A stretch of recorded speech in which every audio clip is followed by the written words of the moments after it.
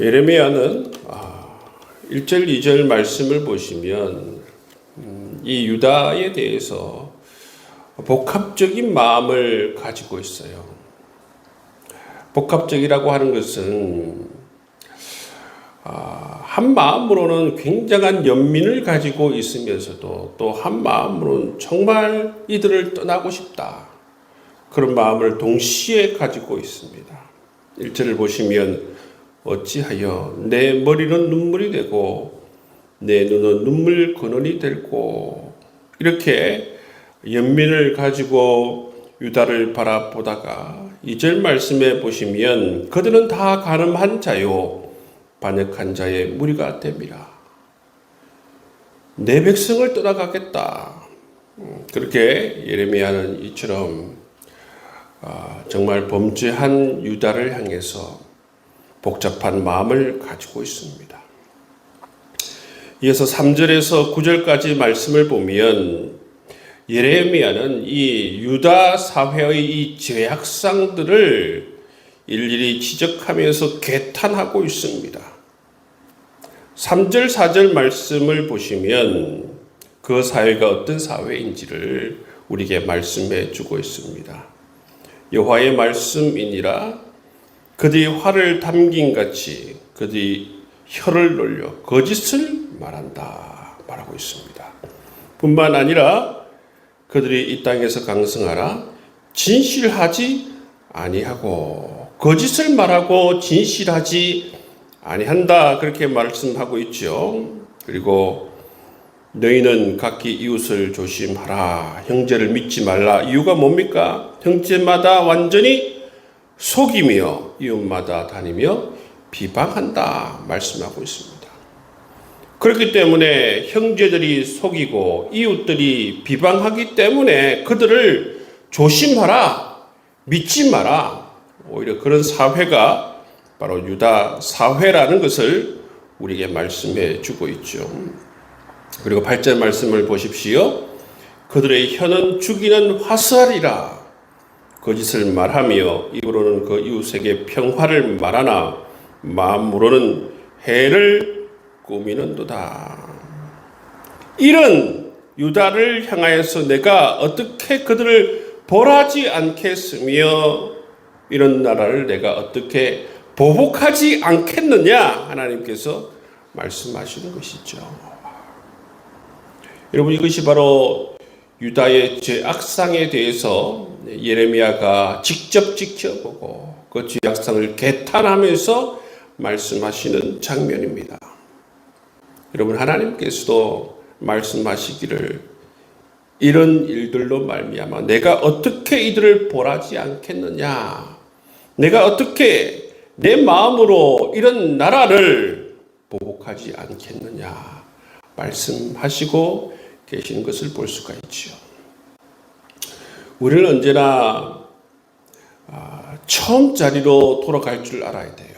처음 자리가 어디입니까? 하나님과 유다가 만난 처음 자리가 어디예요? 시내산 아닙니까? 시내산. 그 시내산 언약, 그 언약의 내용으로 우리는 날마다 돌아갈 필요가 있다는 것입니다. 하나님께서는 하나님 나라를 꿈꾸셨어요. 이 땅에 있는 나라와 차별이 다른, 완전히 수준이 다른 그런 하나님 나라를 꿈꾸셨습니다. 그래서 그들에게 그런 나라에 대해서 말씀하시고 그런 나라를 이루기 위해서 하나님께서 십계명도 주시고 하나님 백성으로 어떻게 살아가야 될지에 대해서 언약의 말씀을 하나님께서 허락해 주셨습니다. 그런데 지금 현재 유다 사회의 이 죄악은 하나님의 그 모든 말씀으로부터 떠나 있습니다. 하나님을 버렸습니다. 그러니까 사실상 하나님을 인정하지 않는 유다 사회, 하나님의 말씀이 통치가 없는 유다 사회, 하나님과 상관없는 유다 사회가 되었다는 것이죠. 그래서 하나님께서 어떻게 내가 이들을 벌하지 않겠느냐, 이들을 보복하지 않겠느냐, 그렇게 말씀하시는 것을 볼 수가 있어요. 그래서 하나님께서 10절 12절 말씀을 보시면 이런 유다 사회를 바라보면서 심판받을 유다의 모습을 하나님께서 보여주고 있습니다. 10절 말씀을 보시면 내가 산들을 위하여 울며 부르짖으며 광야 목장을 위하여 슬퍼한다 말씀하고, 왜냐하면 이 산들과 광야 목장에 하나님의 심판이 임하기 때문이죠. 그리고 11절 말씀에 보시면 예루살렘이 무더기가 된다. 그리고 유다의 성읍들은 다 황폐하게 되어서 주민이 없어지게 된다. 이게 바로 심판받은 유다의 모습이 될 것이다 말씀하십니다. 이어서 하나님께서는 너희들이 지혜 있는 자가 되어라. 지혜 있는 자가 되라. 이렇게 하나님께서 심판하심에도 불구하고 이를 깨닫는 자가 누구냐 말씀하십니다. 여러분, 유다는 이러한 하나님의 심판을 받고 이런 자기 자신의 죄악으로 말미암아 이런 심판을 받음에도 불구하고 심판 이후에 어떻게 말합니까? 자기 자신의 죄들을 고백합니까? 그게 아니고 하나님께서 우리를 버리셨다. 하나님께서 우리를 버리셨다.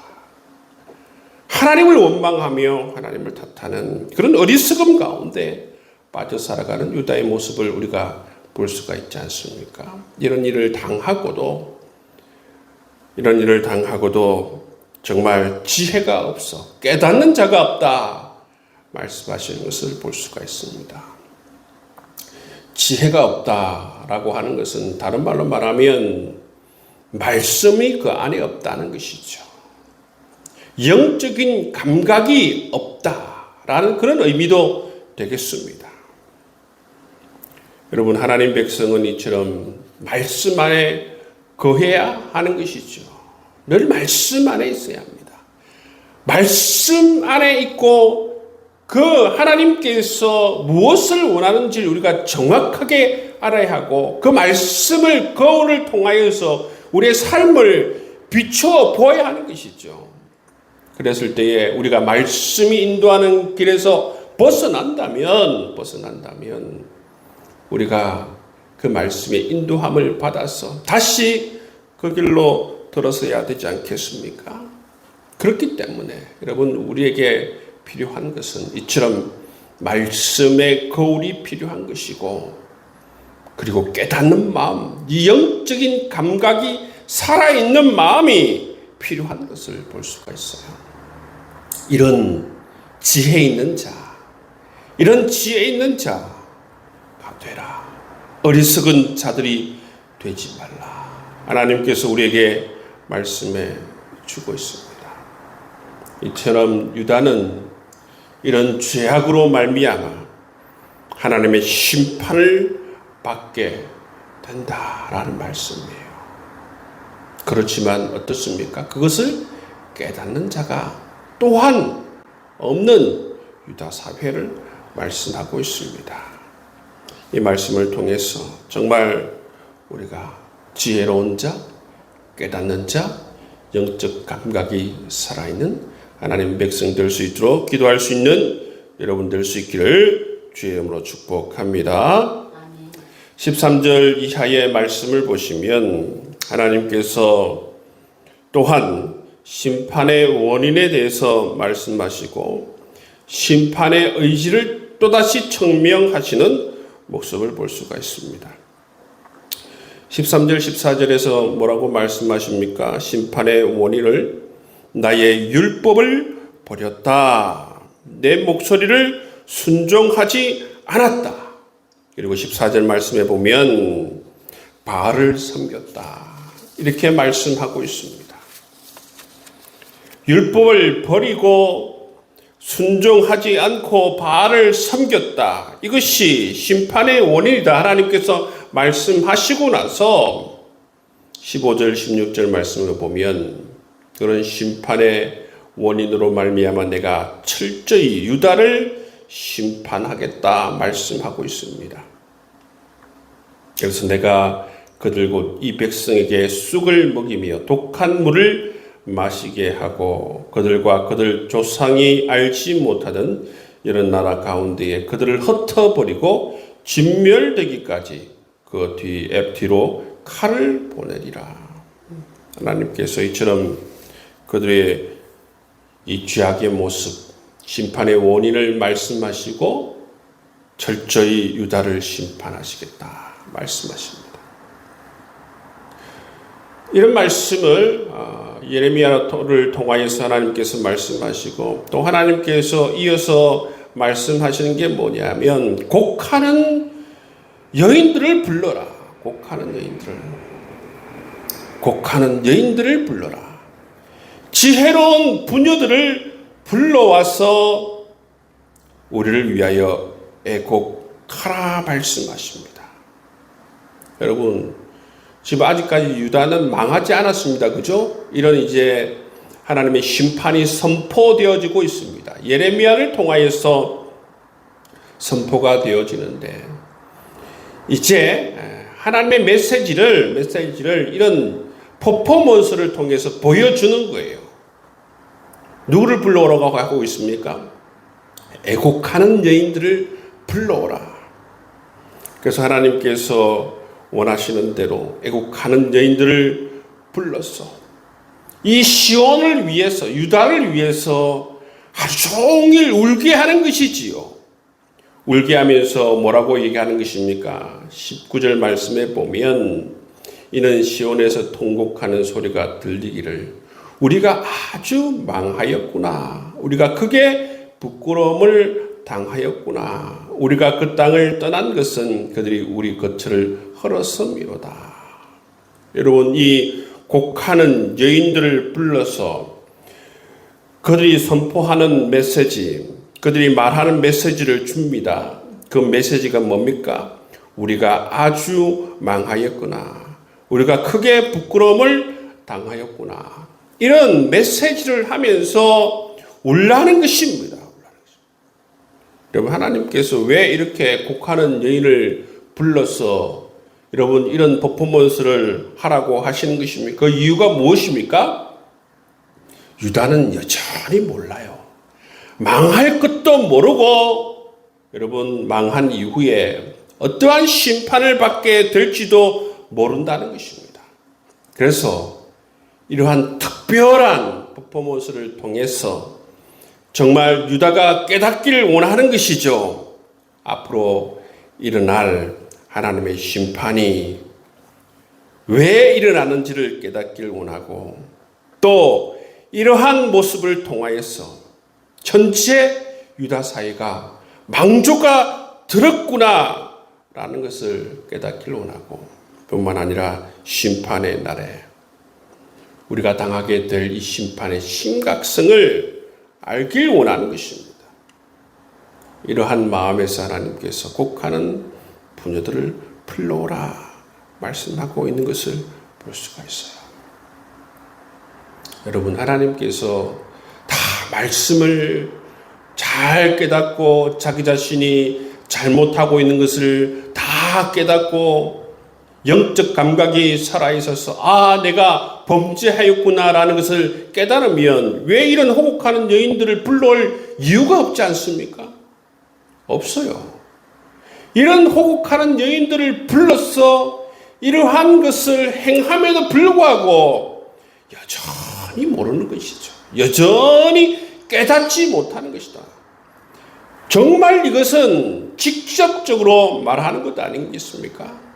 그럼에도 불구하고 깨닫는 자가 없는 것입니다. 23절, 24절 말씀 보십시오. 여호와께서 이와 같이 말씀하시되 지혜로운 자는 그의 지혜를 자랑하지 말라. 용사는 그의 용맹을 자랑하지 말라. 부자는 그의 부함을 자랑하지 말라. 하나님께서 말씀하십니다. 지금은 스스로 지혜 있다 그런 자랑할 때가 아니고 내가 용맹하다 그런 자랑할 때가 아니고 내가 부자다 그런 자랑할 때가 아니라는 것입니다. 지금 진정으로 자랑할 것이 있다면 뭘 자랑하는 것입니까? 자랑하는 자는 이것으로 자랑할지니 곧 명철하여 나를 아는 것과 나 여호와는 사랑과 정의와 공의를 땅에 행하는 자인 줄 깨닫는 것이라. 나는 이 일을 기뻐하노라 말씀하십니다. 왜 이 말씀을 하십니까? 여러분, 유다 사회는 이처럼 자기 자신의 헛된 것들은 정말 자랑하면서 하나님께서 진정으로 알길 원하고 깨닫길 원하는 것, 하나님이 어떤 분이신지 전혀 알지 못하는 것입니다. 그런 지혜가 없다는 것입니다. 모두가 다 어리석은 자들로만 가득 차 있는 유다의 모습을 볼 수가 있습니다. 어떻게 하면 내가 부자가 될까? 어떻게 하면 세상에서 내가 성공할까? 어떻게 하면 내가 권세를 얻을까? 여러분, 이러한 것들로 가득 차 있지. 하나님이 어떤 분이신지, 하나님이 원하시는 삶은 무엇인지, 매일매일 삶 가운데에서 하나님께서 내게 하시는 말씀은 무엇인지, 내가 하나님 말씀으로부터 벗어나 있는 것은 무엇인지, 내 안에 영적인 감각은 살아있는지 죽어 있는지, 이를 바라보는 그러한 마음, 그러한 영적인 감각들은 다 없다는 것을 하나님께서 말씀해 주고 있다는 것입니다. 여러분, 이렇게 유다 사회는 모두가 다 어리석은 자들로만 가득 차 있는 것을 볼 수가 있어요. 어리석으면, 말씀이 없으면, 그리고 영적으로 어두우면 이처럼 하나님의 심판을 받게 되는 모습을 볼 수가 있는 것이지요. 여러분, 우리는 주님 안에서 지혜로운 자 되기를 원합니다. 하나님께서 이 땅에 여러 가지를 통해서 우리에게 계시해 주시고 말씀해 주실 때에 하나님께서 진정으로 원하시는 것이 무엇인지 깨닫고 하나님께서 원하시는 것을 위해서 살아드릴 수 있는 여러분 될 수 있기를 주님의 이름으로 축복합니다. 제가 강조하듯이 성경은 크게 두 가지 지향점을 가지고 있어요. 하나는 바로 하나님을 사랑하는 것입니다. 두 번째는 뭡니까? 복음을 자랑하는 것이지요. 큰 두 가지 지향점을 늘 우리는 잊지 말고 기억해야 할 것입니다. 이 지향점을 기억해야 하는 것은 뭡니까? 우리가 이 선로에서 벗어났을 때에 다시 처음 자리로 어떻게 돌아가지?